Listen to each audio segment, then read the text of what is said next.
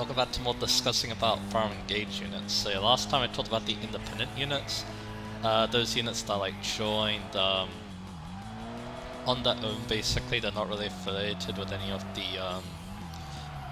royalty in each of the four regions. So now that that's done, we're going to be moving on to Brodia now. And yeah, I've been looking forward to this episode for a very long time. We're going to be talking about one of my favorite groups of units, and that'll be Alcryst and his retainers. So yeah, let's start with Alcryst first. So Alcryst is another option for an archer, and a very good one actually. So yeah, he does have his own class and lord. It's very similar to archer, and his base stats are pretty decent to be honest. 11 strength and 12 speed is quite solid. He also has an amazing 17 dex. Dex is something he's extremely good at, so yeah. And that is quite important for his promoted class, which I highly recommend using. But anyway, so on that map where he joins Chapter 7, there's a lot of flying units, and yeah, he's very well equipped for those, thanks to his bows, and yeah, he should be pretty accurate as well, thanks to his high dex. So yeah, that's definitely quite nice. He's very useful on that map, and there's another good advantage of him too. So yeah, he's actually level 10, so that means that you can promote him after that map is over. You can't promote mid-map in Farm Engage, if you didn't know. It's just that, yeah, you can't access Master Seals, which is kind of weird, but yeah. So yeah, then next up you can use him as his promoted class, which is very nice. You'll get obviously the promo gains, and then you can start working towards the class skill, which is a very good one. And I think also on the next map, if he does have one extra move, he can actually reach the ballista quicker, but you could say the same with Iti, I think. So yeah, as she's promoted. So yeah, I guess it's not like, I guess it's not that like special that you can do that, but hey, it's still pretty cool. So yeah, I think now we'll talk about his personal skill. This is an alright one called Get Behind Me. I like the name too, fits his personality quite well. But anyway, Get Behind Me. So, when an ally within 2 spaces is attacked, he gets +3 strength to unit for 1 turn. So yeah, that basically means that on the enemy phase, he's actually not completely useless, because as long as he's near an ally, he'll get a strength boost the next turn, which is very nice. So yeah, I do like that person a lot, and yeah, like I said, it does fit his personality quite well, because yeah, because of what he says on his joy map, he wants his retainers to get behind him, so yeah. Anyway, let's go over his growth rates now. As a lord, he has 75 HP, 40 strength, 10 magic, 65 dex, 55 speed, 40 defense, 20 res, 20 luck, and 10 build. Pretty solid stuff. A decent strength stat, a pretty good speed stat, and of course an amazing dex stat.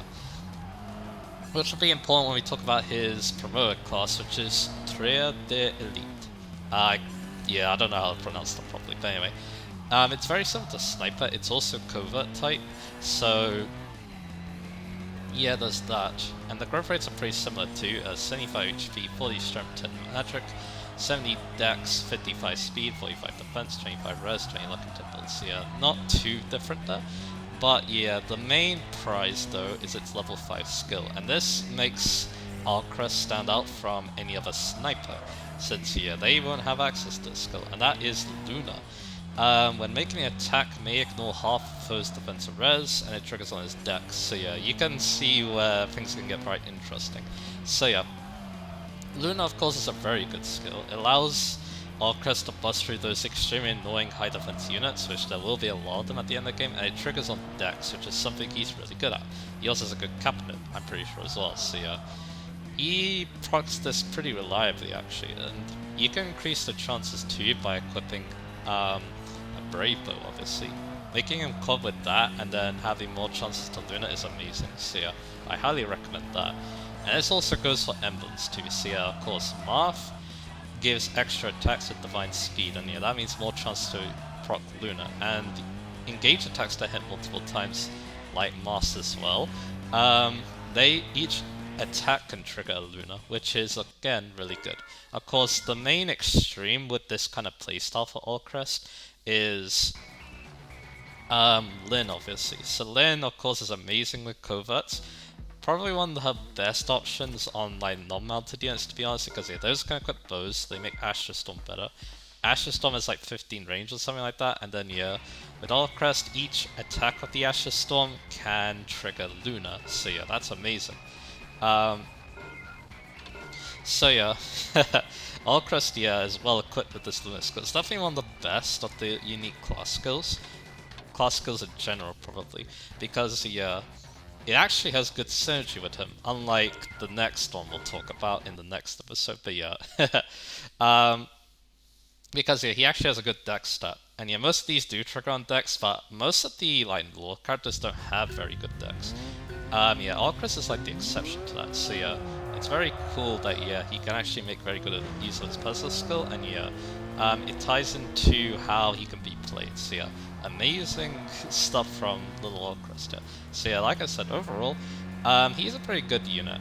Now, yeah, of course, one thing that comes to mind though is comparing to Etier. Etier is quite different though, because Etier actually wants to go like warrior or something like that. Of course, Alcryst can too, but I feel like yeah, Alcryst shines when compared to like, if you want a sniper, you might as well use Alcryst basically, because Alcryst's class is better sniper basically, especially because Luna's such a great skill. So yeah, if you want a warrior, then it's like kind of a toss-up, because yeah, both of course have their advantages. Etier is more strength as a warrior, but Alcryst can have better dex and speed, so yeah.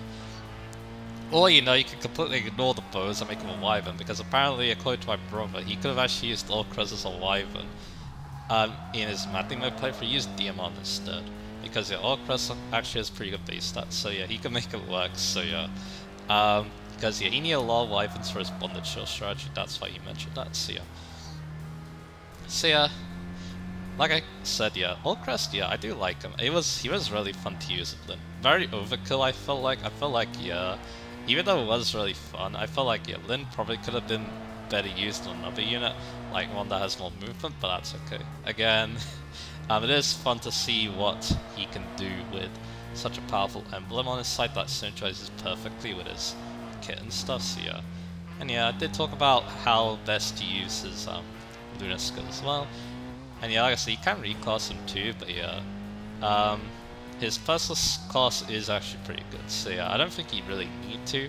But yeah, the options there, and there are definitely some good classes. But it's very good, it is decent speed and good dex, so you can definitely make like a good amount of physical classes work, and yeah, you can even go something that has a little bit more strength to make him hit a little bit harder. But yeah, like unlike a lot of the archers though, yeah, or the snipers, yeah, like I said, like yeah, sniper, yeah, doesn't like, it doesn't compare as well, because yeah, even though no distractions is not a bad class skill, yeah, it doesn't compare to how good Luna can be. So yeah, especially in this game, because yeah, high defense units are the name of the game in a lot of circumstances. So yeah, that's why yeah, he stands out a lot.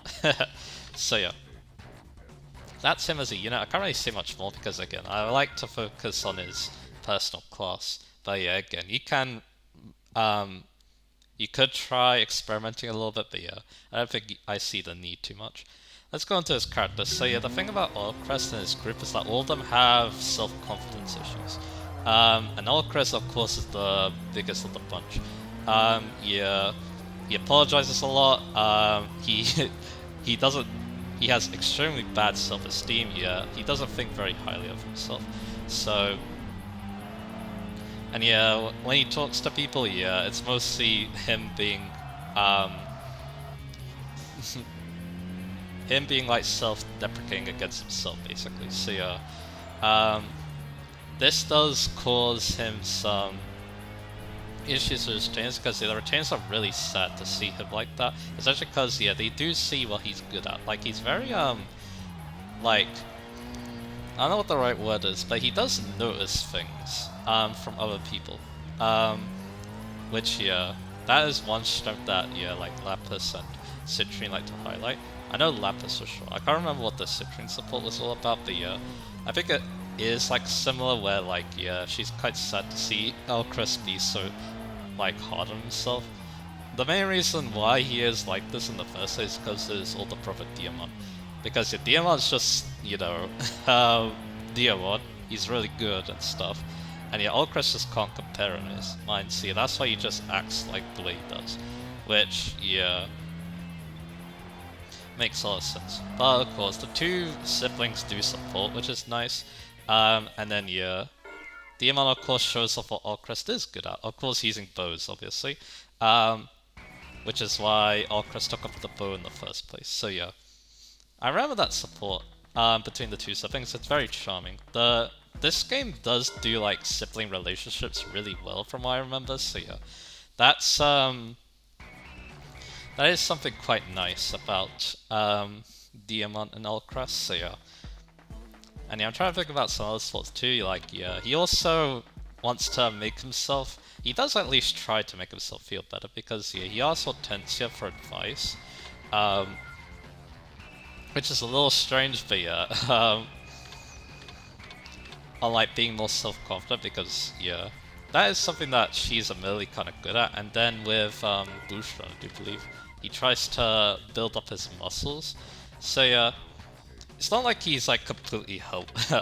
He doesn't view himself as completely worthless. He does want to at least try to be a little bit better, but yeah, it can be a little bit hard for him. But yeah, once the other person starts to understand, then yeah, things start going a lot better for him. So yeah, we'll talk about him in the main plot because yeah, he is quite interesting in the main plot. His introduction's very funny. He looks like this cold, calculating kind of person when he was shooting Alir with the arrow, but then yeah, that completely gets subverted when he starts apologizing with his bow. That also reminds me of another thing too, but yeah, we'll talk about them a bit. And then yeah, he does put in the work against Hortensia on that map in Chapter 7, so yeah. Like yeah, when the situation does get rough, he does actually put in the work, to be honest. And yeah, he is happy to see his brother in the next map, which is always nice.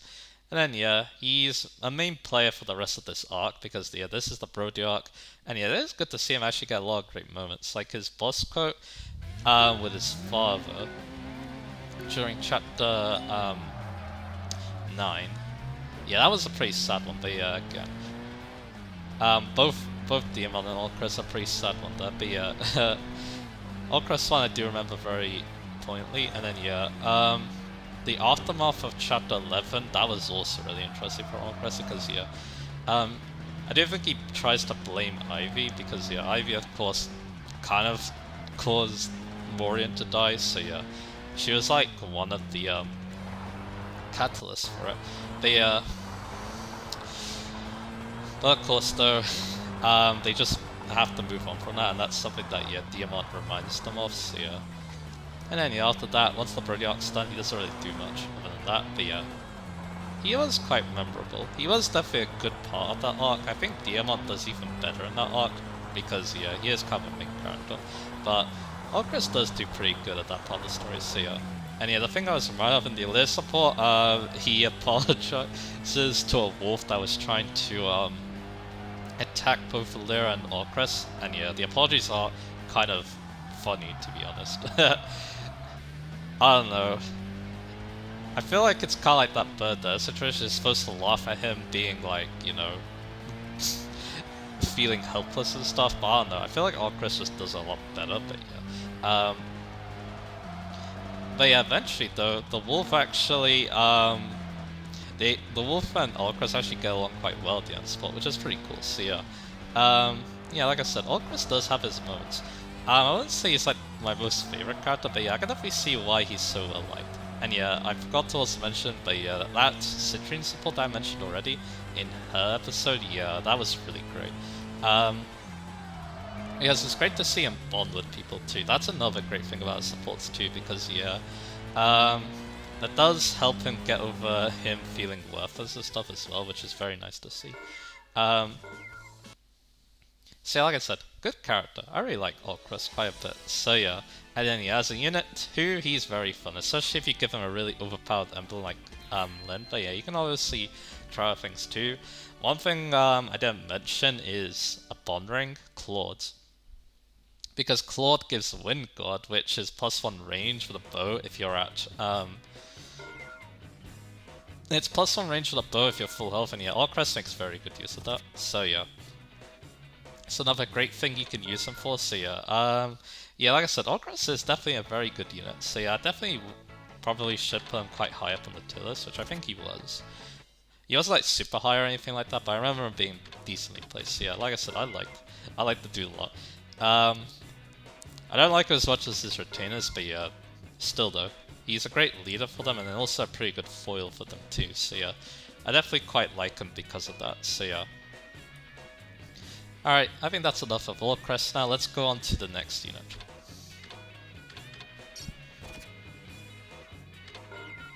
Now let's talk about Citrine. So Citrine is of course a mage that also joins in Chapter 7 at a level 10. So yeah, one thing I didn't really mention that's a little bit weird for these three units is that they join with 500 SP, which is the most at this point, but then immediately in the next chapter the units start getting 800 SP, so yeah, they kind of miss out on a lot because of that.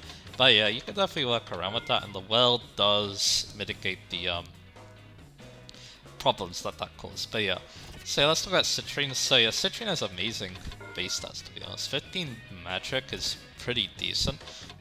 13 dex isn't bad despite her kind of low dex growth.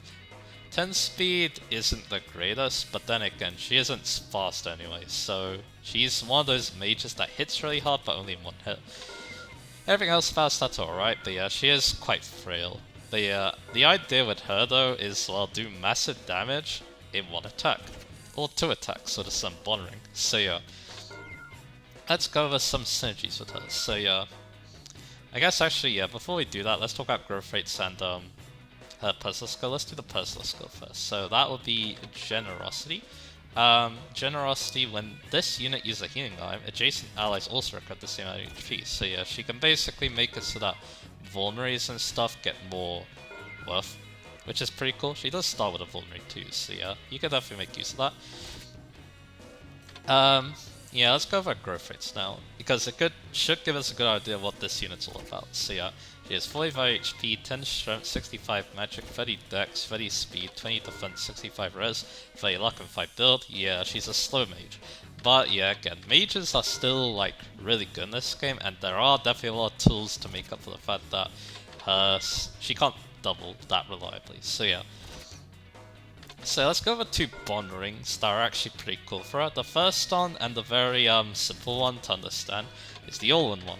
The all-in bond ring gives the Dire Thunder skill, which makes that regular Thunder tomes get the Brave effect, basically. So on the player phase, they attack twice. And yeah, as you probably expect, yeah, this is perfect for a unit like this, who has lots of magic but can't double reliably, so yeah, she can just do that. And yeah, Thunder tomes are great too, because again, they have 1 to 3 range, so yeah, she'll be able to, of course, attack from good distance, and probably one run, because again, she has a lot of magic on her side, and a good base metric, so yeah, she can make this build work very well, and yeah, she's definitely one of the best users of this Dire Thunder build. Another one that kind of got power cut now because of DLC is Maze, which is Great Thunder. It gives you 20% damage with a Thunder Tome. Now you might be wondering what this could be used for. It works on any Thunder Tome is the good thing. So the idea is you get a 4-on.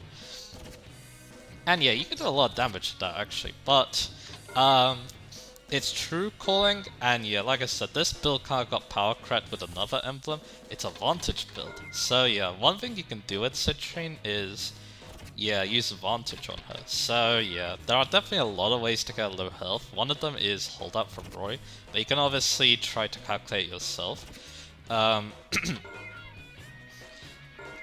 yeah, of course, she is quite frail, so yeah, getting one-shot could be an issue with this playstyle, but yeah, of course, not every enemy is going to one-shot her, so yeah. You can obviously look into the numbers and then put it down low health, and then yeah, you can get Vantage going. You can get Vantage from Leaf. There are 3 versions, one that triggers at 25% HP, the regular one. The Vantage Plus is 50%, and I think Vantage Plus Plus is 75%. So it's up to you what you want. Especially with the Great Thunder build. But yeah, the idea is, of course, you get into Vantage and you one-shot everything with the Great Thunder 4-on, because 4-on really hurts. Especially with some of this good magic and a game where the res is on the lower end. So yeah, she does very well. with this build. I've heard it being quite effective actually. I think it's a little bit less good on mapping where enemies are quite a bit stronger, but yeah, still pretty good. But then, like I said though, this build kind of got power crept by Veronica, because Veronica has a skill that synergizes really well with Vantage, and that's Reprisal. Reprisal adds damage based on lost HP, so yeah, if you give like Roves to Citrine, yeah, you can boost the damage by more than what Great Thunder is able to, so yeah, it's a great build for her as a result. So yeah. Yeah, she's pretty potent with this build. Like, yeah, it's pretty easy to for her to destroy like mountains of enemies with this build. The this Great Thunder build, or not Great Thunder build, the Veronica build, because yeah, like I said, Reprisal's kind of nuts, and yeah, Veronica also has good synergy with her because she's a magical unit. So yeah, yeah, so more magical of course. So yeah. Again, this is something that she's really good at, and yeah, other slow mages can also do this. A certain DLC Sage can do this as well. But yeah, Citrine, due to when she joins, yeah, she's a pretty good fit for this. So yeah, and yeah, that's definitely a very standout thing. And yeah, I've been talking about Sage a lot, so might as well talk about its growth rates now. 45 HP, 10 strength, 70 magic, 30 dex, 30 speed, 20 defense, 70 res, 40 luck, and 5 build. It's pretty similar. But yeah, the increase to magic growth is quite nice, and yeah, definitely gives you good reason to just pro IA. And yeah, most people do make her a Sage because of the builds I just mentioned with those bond rings. But yeah, other normal rings convert to as long as they boost magic, like Silica for example. So yeah. But yeah, you could also think about some other options too with the other class that you can grow to Mage Knight. But yeah, Sage is normally used for like the Great Thunder, the Reprisal, and the Dire Thunder builds because yeah, it boosts magic, and you can also try using Spell Harmony for even more damage if you have another Tome unit near her. So yeah. So that's mainly what Sage is used for. With Mage Knight, it's more of a weirder pick because her speed, she does get a speed boost, but it isn't a very big one. She only gets up to 35 speed. But yeah, I guess I can talk about that. She gets 50 HP, 15 strength, 65 magic, 25 dex, 35 speed, 30 defense, 65 res, 30 luck and 5 build. Yeah, she's still not very fast. So yeah, even with Chaos Style, it might still be difficult to double things. So yeah, if you really want to make her work as a mage, I highly recommend skills that boost the speed up by quite a bit. So either speed plus 5 or speed taker from Link comes to mind. And then yeah, you can have a pretty fun Mage Knight that hits really hard. So yeah, that has definitely something to do with Citrine. And yeah, basically yeah, any magical class will do for her, and you can make her like a support unit too. With Makara as well, she has very good magic. So yeah, of course Makara becomes a pretty good fit. Her dex is a little low, unfortunately. You want like good magic, dex, and luck for like staff accuracy and stuff, but yeah, again, it's not too much of an issue for her, I think. So that'll make that Makayo build work very well. And yeah, you can even try using like Nosferatus or Holdout. That's another fun build I've seen with Citrine as well, so yeah. So yeah, there's that. That's her as a unit, basically. Yeah, like I said, it is a little bit weird to work with at low speed, but yeah, she definitely has a lot of ways to make it work, as I basically mentioned. So yeah, pretty fun unit as a result. I haven't used her, but yeah, she definitely looks like a lot of fun after seeing what my brother was able to do with her, so yeah. Let's go on to some of her characters. So yeah, she's actually quite a fun character to be honest. She is a noble. She's also the cousin to Alcryst and Diamond too. But yeah, her nobleness, yeah, it does lead to some funny moments, like with Alea, for example. They basically talk about, basically she wants to give gifts to people because, yeah, as you can probably tell by the person skill, yeah, she's a very generous noble. She likes to give things to other people, which is very kind of her. But yeah. So yeah, basically, yeah, Alea doesn't want something super fancy, she just wants some, or he or she wants something quite normal. So yeah, basically something with no worth. And then the B support, Citrine finds a pebble. And she seems very proud about it, but yeah, still though, it's just a pebble. Like, it has no worth, but yeah, there's nothing special about it, so yeah. So yeah, what Alea really wants is something that, yeah, is, well, priceless. Obviously. But But yeah, Citrine's a little bit dense to realize that. And yeah, that's actually, yeah, another thing. She can be a little bit dense at points. I think there's a Mirren's support where, yeah, she completely doesn't realize that Mirren is joking with her. Yeah. Yeah, her being kind of an airhead at points does make her quite endearing, to be honest. But yeah, she does have a serious moments, like her support with Seedol, where, yeah, Seedol predicts something bad could happen in Brodia because he can't see very well into the future, and yeah, this does cause her to worry about it, so she works very hard to prevent that outcome from happening. Then there's the, I did talk a little bit about Alcryst, but yeah, I think that's how that support goes from what I remember. It would make sense in my mind. I remember the Lapis support a bit more. Basically, yeah, she's trying very hard to, yeah, train and become strong. But yeah, here's the thing about them, they actually bounce off quite well. But yeah, her not being super strong on her own, I think that's what she's very insecure about. With in this script, yeah, that's the thing she's very insecure about. They basically become even because yeah, they basically talk about what makes them insecure and they try to help each other out.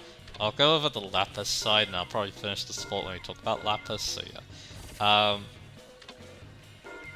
yeah, there's also that Yunaka sport where yeah, she suspects that like Yunaka's up to something because she has a good idea of her past.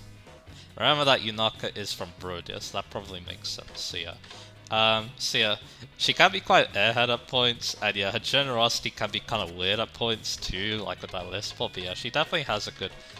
When it comes down to it, yeah, she can be quite a serious person, and yeah, she has some pretty good character moves too. And yeah, one final support that I remember with her decent well is the Zolkov one, where yeah, they basically work together. It's like another one that shows generosity because like Zelkov wants to look after the bird, but then the bird leaves, and then Citrine offers to help find the bird, but yeah, Zelkov then is like it's fine and stuff. So yeah, like I said, yeah, generosity is definitely the name of the game in a lot of his supports, which yeah, is kind of cool to see. She is definitely a very kind person. That's for dang sure. So that's great to see. And yeah, like I said, it's kind of different for a lot of novels. Like, I feel like when I first saw her, I thought she'd be like super stock up and stuff, like Clarina Maribel, but yeah, she really isn't. And yeah, I also really like her character design too. I think she looks beautiful as well. She definitely looks like pretty, like, she does like look like a noble and stuff, and yeah, she does a really, I don't know. There's something like really cool about the design, I guess you could say. She really like stands out in a good way, and yeah, I think she does look pretty cool. So yeah, that's her as a character. So yeah, like overall, again, this is another unit I adore, and yeah, both me and my brother quite like her as well. She is a little weird as a unit, but yeah, once you figure out what builds work with her, then yeah, she becomes extremely fun as a unit. And then yeah, and yeah, it's pretty funny to see her like wreck everything with that Veronica build that I mentioned. Of course, that's DLC, but yeah, even if you don't have DLC, you could try this great Thunder build instead. But yeah, like I said, very fun character, this one. I really love Citrine a lot, because yeah, once again, she's a very fun unit, and once again, yeah, fun unit, and then also fun character too. So yeah, there's a lot to like with her, I feel like. So yeah, let's move on to the last character, and yeah, this one's gonna be an important one for me, so yeah. Let's do it. Alright, here we go. Let's talk about Lapis finally. So Lapis is my favorite unit for Engage. And this is despite the fact that, yeah, I actually don't think she's that good of a unit, but yeah, well, I'll see what I can do about that. But anyway, let's talk about Lapis as a unit. So Lapis has alright base stats, to be honest. She's decently fast at 14 speed. I think she can double a decent amount. With that base speed, her other stats are okay. 11 strength isn't too bad. But yeah, you probably expect more from her description, and especially her growth too. Yeah, the description states that she has superhuman strength. Meanwhile, she has a 35 growth, which is actually a 25 growth naturally without any classes. So yeah, yeah, that's the opposite of superhuman, but hey. Yeah, as you can probably tell by her stats, base stats, and also growth rates, which I guess I can go over now, because I can't talk about them. 65 HP, 35 strength, 20 magic, 50 dex, 75 speed, 35 defense, 45 res, 35 luck, and 5 build. Yeah, she's supposed to be the fast Myrmidon, basically, of this game. Like your Furs, your Marissas, all those. Your Lyns even, so yeah. But yeah, there's a few problems though, and that's me. She kind of joins at kind of a bad time, to be honest. Next chapter we get another sword unit who's called Diamant. Diamant has outrageous strength, defense, even speed, and build. So yeah, he kind of outclasses Lapis in a similar role, in my opinion. Especially because, yeah, his promoted class is basically a better hero, which I think is Lapis's better sword infantry class, so yeah. Yeah, she kind of gets outclassed, and her competition at this point too is also quite a lot too, mainly for a master, because yeah, both Alcryst and Citrine can use one to promote, and they're both probably more useful, so yeah. Again, yeah, I feel like it's tough to like super recommend this unit because yeah, again, she, you know, just doesn't do that much special. Even like she shows off the smash mechanic with the Iron Blade, but she's actually not good with those because she doesn't have the strength to one shot with them. So yeah, she'd rather just use reckless swords and double those. So yeah, that's odd, but yeah. So yeah, you might be wondering why I like this unit, but yeah, we'll get into that. But yeah, I guess while we're here too, let's also talk about personal skill 2, which is Share Spoils. If there's an ally within one space, adjacent I'm pretty sure, then she gets plus 10 hit and avoid, and at the cost of minus 10 crit. So yeah, this is actually good, to be honest. You can stack it up with other forms of avoid, obviously. She's naturally quite evasive, because again, her speed's really good, and her luck is pretty good too, so yeah, she'll be quite evasive. And yeah, you can obviously boost that evasion with engraves too. Like a second engrave is definitely a good choice because it gives 20 avoid naturally, so yeah, she can just get 30 avoid just like that, which is pretty good. And the minus crit isn't a problem because if you want to crit the enemy, just don't stay near an ally. And then you can go for a crit. A lot of people like to comment that she crits a lot, which yeah, I guess she does have the dex to do it, but yeah, it's kind of funny that I mentioned that considering her versus skill lowers crit, but anyway. So yeah, why do I like this unit? She's just fun to use. Again, it's just that the fact that yeah, I am kind of a sucker for kind of bad units, to be honest. That's just kind of how it is. So yeah, I like to just, you know, use these lesser good units and then just see how far they can go. And yeah, Lapis definitely has done that in my playthroughs. She's always been like one of my favorite units to use. And yeah, it's great to see. I definitely pop off when she gets like stronger speed levels. That's what that shot. But yeah, how can you improve it basically? Well, yeah, let's talk about her base classes because yeah, I've actually used both at this point. So yeah, let's talk about Swordmaster. That gives her 65 HP, 35 strength, 20 magic, 50 dex, 75 speed, 35 defense, 45 res, 40 luck, and 5 build. You might be wondering, those are just the same growth rates. Well, yeah, they basically are. The only difference is a luck boost. Yeah, I kind of wish Swordmaster got a lot more than that, like in 3 houses, but well. Yeah, this is an alright class. She gets S-rank swords, which is cool, I guess. But yeah, it isn't a very versatile class though. Its class skill isn't super great. It's fine. It can set more chain attacks, which is a it is a backup class, which is cool. But yeah, of course, Hero's much better with chain attacks. So yeah. But yeah, she did really well in this class just because, yeah, she got pretty overpowered at the end of the game. I gave her Roy 2, so yeah, she could engage and get 1-2 range, which is pretty good. So yeah. Again, she was like, alright. She was like, I mean, she was one of my strongest units, but yeah, I do consider just alright in that playthrough, even though, yeah, I definitely favoritized her a lot in that playthrough. Then this hero, which I used in my second playthrough, it does actually change her growth rates up a bit. She gets 70 HP, 40 strength, 20 magic, 45 dex, 70 speed, 35 defense, 40 res, 40 luck, and 5 build. I feel like this rounds her out a lot better because yeah, her strength now isn't super low. it's an alright 40% now. And yeah, Hero has a lot more utility. It doesn't really matter what you go with class because yeah, she has the blue sword proficiency and that's it. So yeah, you could use Lance or Axes, it's up to you. But yeah, of course, I think one of the cool things about her going Hero is that she doesn't need a second seal to go into Hero. So yeah, this makes it like one of the earliest units that can get Brave Assist, which is pretty cool. And of course, you can combine that with Lucina and her Dual Strike skills. So yeah, or Dual Assist skill, I think it was? I can't remember. Which yeah, that allows the unit to chain attack if they're in range. 30% chance of the regular version and 70% chance of the plus version. Yeah, that's really good if you have the Brave Assist going, which you need to be full health, but yeah, of course, it's more of a support role, so yeah, you don't need to use Lapis in combat to make this skill work, so yeah. So yeah, there's that. It was an alright build.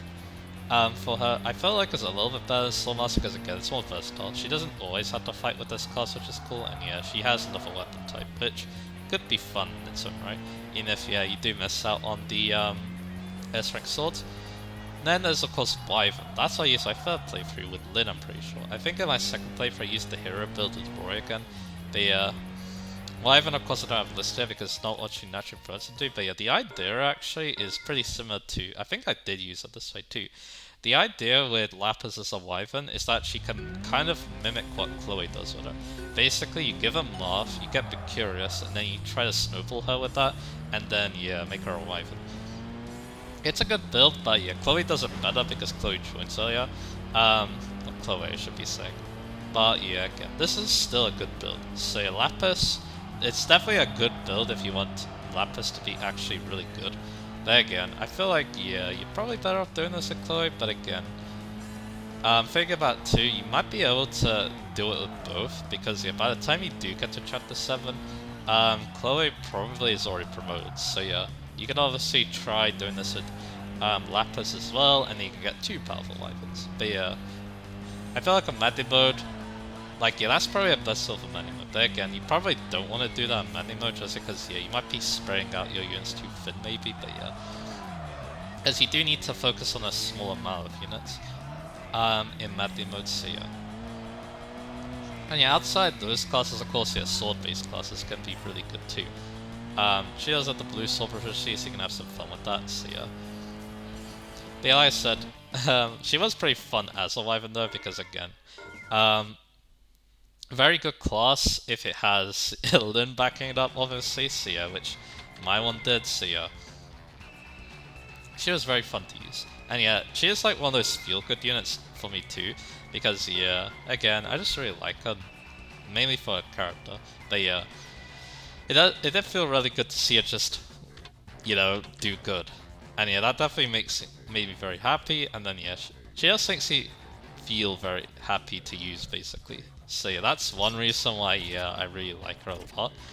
But I think the main reason why I fell in love with her is everything to do with her character, basically. Because yeah, like I said, she does have a lot of flaws as a unit, but yeah, again, being a bad unit though does make me like her a lot, because yeah, again, I like using bad units.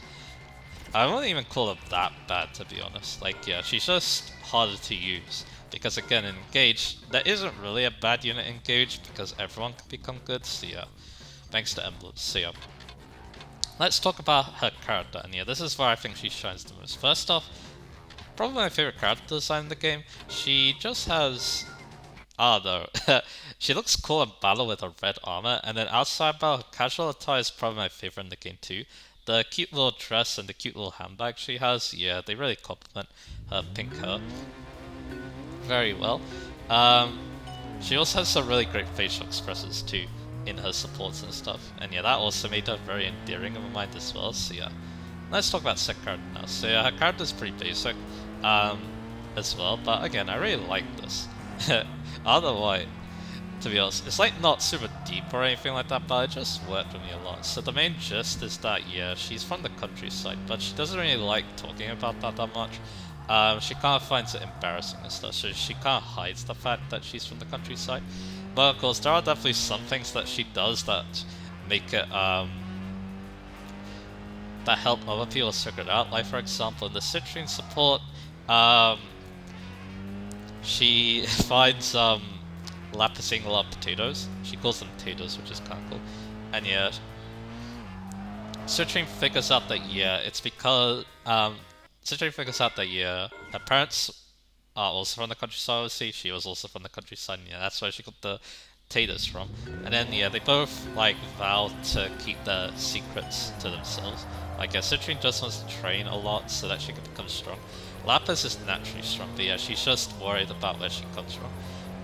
And that causes her to be very embarrassed, obviously. So now you still quite in-depth need support where they basically talk about like Citrine's actually again very generous in that support because she wants to help Lapis with this issue that she has with her identity, being from the country and stuff. So she offers to like change her dress and stuff so that people won't like try to question her or anything like that, and also allow her parents to move into like a man and stuff. But Lapis of course is alright with how they are because she felt, I think it's because she started to feel more confident about herself in the support, which is quite nice. So that's the main gist of her character. There are some other things about her too, like in the Alcryst support. Again, she wants to be there to protect Alcryst, but Alcryst wants it the other way around because he finds himself worthless. But Lapis reassures him that he isn't, and even points out what he's good at. So again, it causes a very wholesome relationship between the two. I have seen a lot of people ship those two, and I can definitely see why. It's a good support. So let's go on to some other things she can do. She can make things very fast, in fact. That was pointed out in the Lear support. She makes a lot of things actually. In the Ete support she has, she builds like a device to help her train her apps and stuff. I think it's like a middle section basically. And Lapis, not Lapis. Ete really loves it, so that's pretty cool. And then I think with the Forgotten support, she like builds a device to help keep bandits away for Forgotten too, so that's pretty cool. I need to look more into Forgotten. That's one character I need to do a lot of research on. So and then I did talk about that boost run support before, but it shows her to be very resourceful. With the because she basically like sorts out the food in a more resourceful way compared to Boost Run. But she does get a little bit embarrassed when Boost Run basically explains why she does that, and she has to hide the fact that she's in the country. But another thing I didn't talk about too, she loves potatoes, but another thing she loves, a lot of people like to make fun of her for, is that she eats grass. And you can make a lot of jokes about that.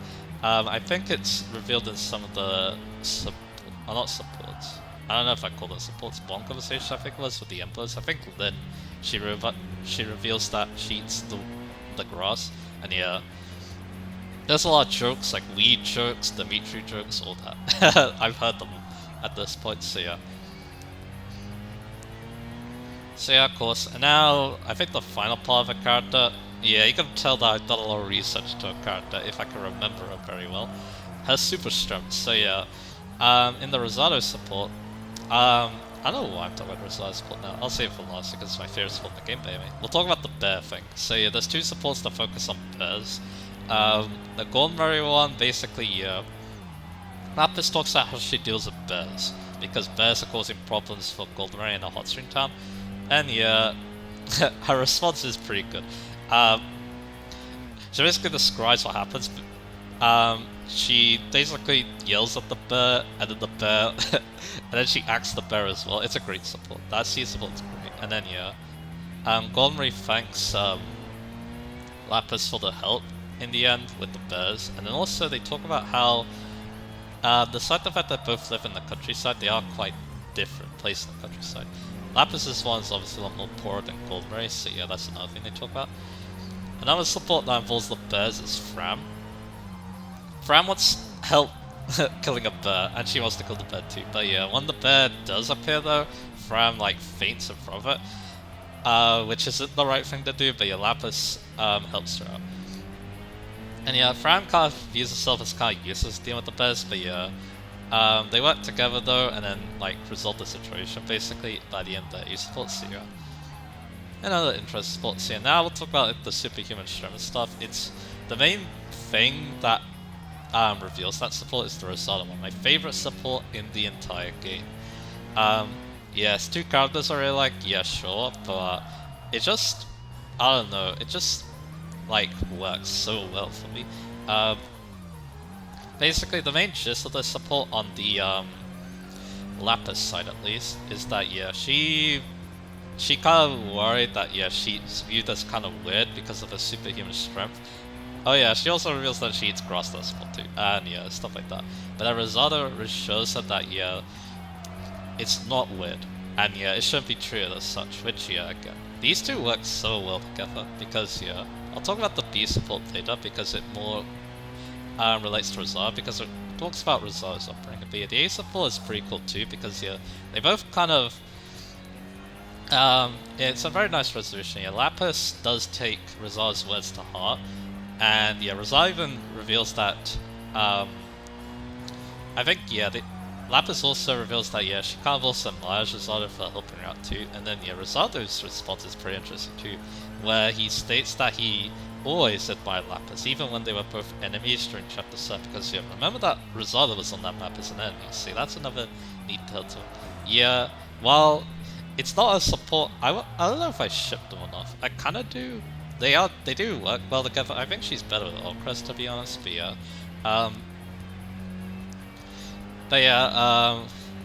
these two just have so good chemistry though, because yeah, they can talk about, like Lapis is able to talk to approach Rizal, and yeah, I greatly appreciate Rizal for, you know, how he acts and stuff. He definitely comes off like as a very nice person, and yeah, I can't wait to talk about him being a nice person when we talk about him later, but yeah. Yeah, I got a lot to say about Lapis, and yeah, she was also the first person I S4 in my first playthrough, and yeah, that was also a good one too. It wasn't like anything like super special or anything like that, but yeah, it's still really wholesome. Which, yeah, most of them are, but yeah. Yeah, I basically talked about everything about Lapis. This, I was kind of considering before that I would make like a video talk about Lapis, but yeah, I kind of did that right now, so yeah. So yeah, overall, yeah, while not a great unit, one that doesn't really have a great niche on her own, she can be used to good effect if you're willing to put in the effort. She's just a very, I wouldn't say, she is kind of a high investment unit, so yeah, she definitely needs a little bit of help. And a good emblem on the side too, but yeah, if you can figure her out, yeah, she'll become a great unit. And then of course, her character just really spoke to me a lot. Of course, her character design definitely helped, that also really spoke to me a lot as well. And then yeah, her supports are great too. Like, yeah, a lot of good moments from her, and also with the person she actually supports with too. So yeah, amazing, amazing unit. I love Lapis so much. Easily my favorite unit in this game, because again, like I said, I have fun making use of her, even if, yeah, she isn't the most amazing unit in the world. And then, yeah, her character is absolutely amazing. And yeah, design-wise too, I think she nails the art style perfectly too. Like, she isn't super radical or anything with the design, but I think that's a good thing, because yeah, there are definitely some over-top designs in this game. But yeah, Lapis just fits the mold of it really, really well, so yeah. So yeah, that's her, and yeah, Lapis does carry this group a lot, but then again, I do also love Alcryst and Citrine a lot as well. Both are amazing units in their own right, and then these three basically work together so well as well. Of course, all of them have like low self-esteem and stuff, and low self-worth, but yeah, seeing them all bond together and try to deal with it and stuff is very heartwarming as well. So yeah, that's another reason why I like this group so much. Do I like it more than the other group I really like, which would be the Hortensia group? I'm not so sure, to be honest. We'll find out when we talk about Hortensia's group, but yeah. So that's that. I definitely talked about Lapis a lot there, but yeah, I was expecting myself to, so yeah. So yeah, there's that. So next time we're going to continue on with Brodia. We're going to be talking about Diamond and his retainers, and yeah, that should be interesting too, because yeah, Diamond is of course a very interesting character, one of my favorite main characters in the game, so that should be fun to talk about. So look forward to that, and I'll see you guys again for that.